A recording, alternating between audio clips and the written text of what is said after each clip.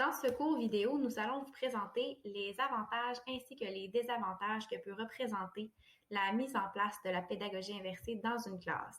Donc, nous allons parler autant du point de vue des enseignants que des élèves, puis nous conclurons sur un point de vue plus général.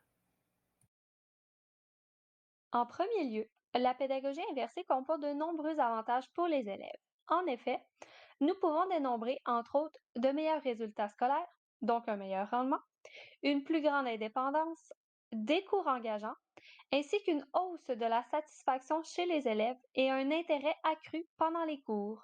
Plus précisément, la pédagogie inversée permet aux élèves d'être en contrôle de leur apprentissage et d'avancer à leur propre rythme. La matière est également plus divertissante que dans une classe traditionnelle. De plus, les élèves semblent trouver la dite matière plus facile à comprendre et par le fait même moins imposante. Les élèves arrivent donc mieux préparés en classe et plus motivés. Il est par contre important aussi de souligner que la motivation des élèves peut grandement affecter le succès de la mise en place d'une classe inversée.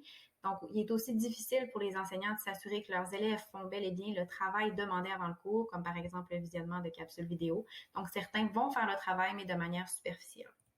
Pour ce qui est des enseignants, la pédagogie inversée leur offre une grande flexibilité.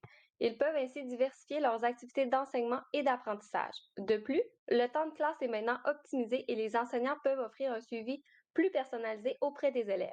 Donc, cela leur permet de mieux soutenir et accompagner ceux-ci dans leur apprentissage.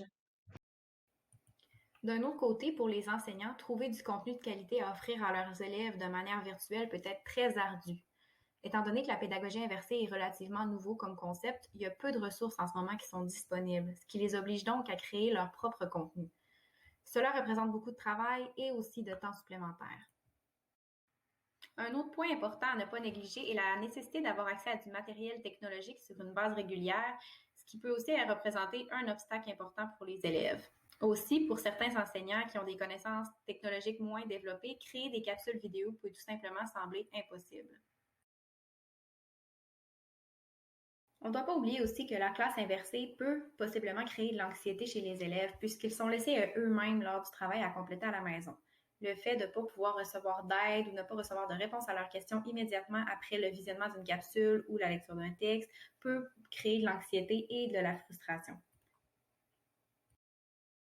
Finalement, bien que la pédagogie inversée semble comporter certains désavantages, on peut affirmer que, lorsqu'elle est correctement appliquée en classe, elle offre une bonne alternative à la classe traditionnelle. Malgré les obstacles, la pédagogie inversée permet aux élèves d'atteindre leur plein potentiel avec satisfaction.